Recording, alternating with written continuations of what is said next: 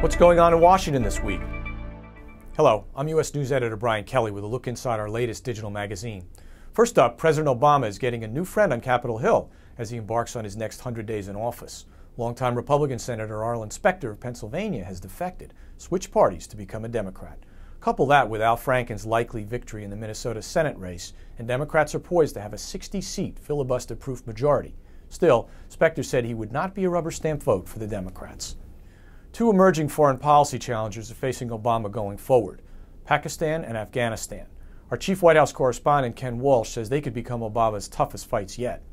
The government in Pakistan is having enormous trouble holding back Taliban insurgents. The U.S. is preparing to send more aid to Pakistan and increase training of Pakistani forces. In neighboring Afghanistan, Obama is sending 21,000 extra troops to expand efforts to root out and destroy al-Qaeda terrorists and their allies. Concern about swine flu is sweeping the nation. More than a dozen states are reporting cases, including Texas, where a Mexican toddler visiting Houston has died. Hundreds of schools across the U.S. have been closed. Shipments of Tamiflu have been released from national stockpiles. And the World Health Organization has raised its pandemic alert to the second highest status. Chrysler is getting a new lease on life. The nation's #3 automaker will reorganize in bankruptcy, and as part of the deal enter into a partnership with Italian car company Fiat.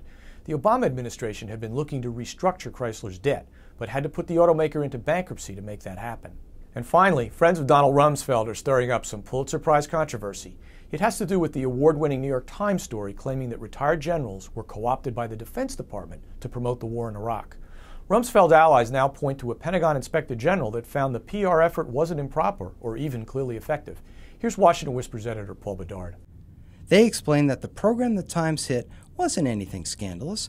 It was just giving war briefings, like we reporters get, to retired military types who often go on TV to analyze the wars. Which led us to wonder if the Pulitzer judges were aware or even considered the Pentagon smackdown. We'll never know. The chief judge said deliberations are confidential. Somewhat ironic, from a group that prizes transparency.